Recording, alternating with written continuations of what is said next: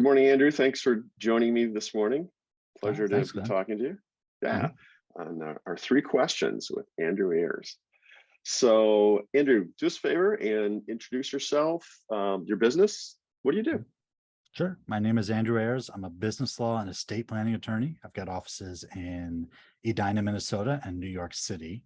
So what I do is I work with people and businesses to protect their legacies through planning. So Mhm. for people, it tends to be estate plans. For businesses, it's getting them set up, creating the documents they need, kind of through the business life cycle. And occasionally we end up in court. If someone owes them money or they're sued, we do what we can to kind of protect that business in the courts as well. All right. So, what's something that not too many people know about you? Probably the biggest thing is that I was a college radio DJ. So I worked for the college radio station.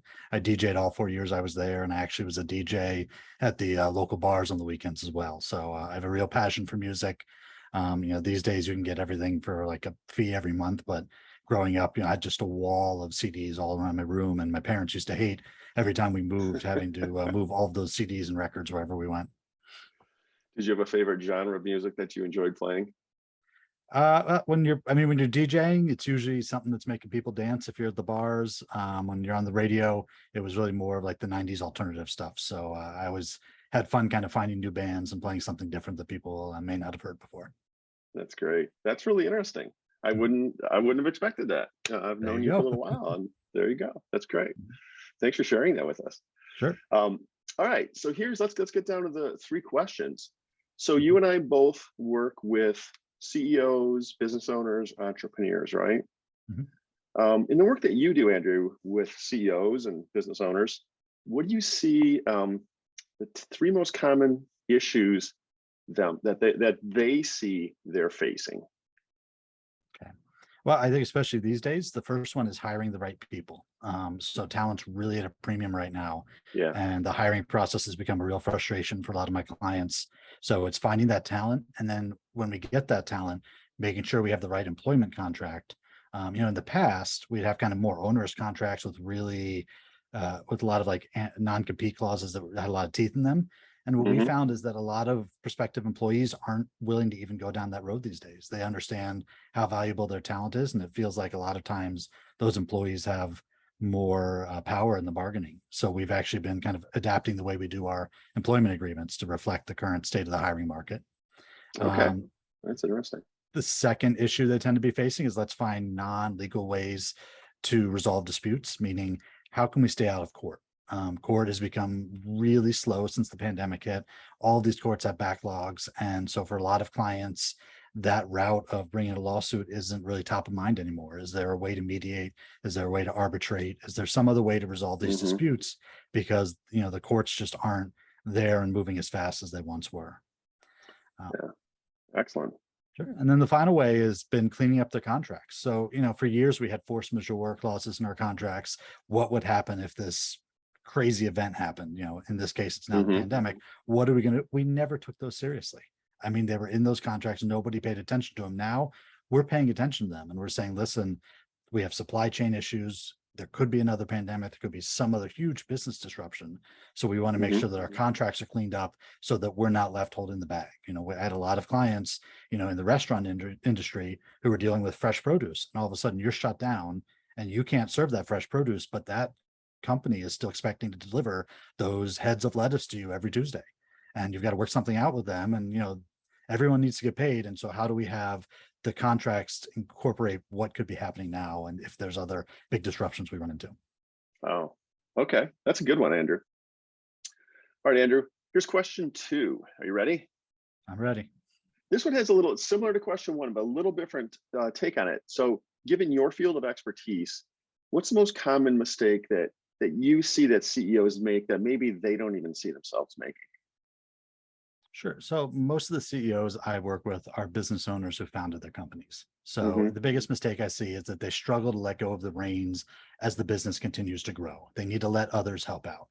And along with when they're growing, I think the hardest lesson that they need to learn, and I've seen it from business after business, is that team that gets you to $500,000 is not the team that gets you to 5 million. And Hmm. that team that got you to 5 million isn't getting you to 50 million. And it's a Hmm. really hard personal lesson for CEOs to learn because you've probably had that employee who's been there since day one. They've been in the Hmm. muck with you, they've been doing all of it.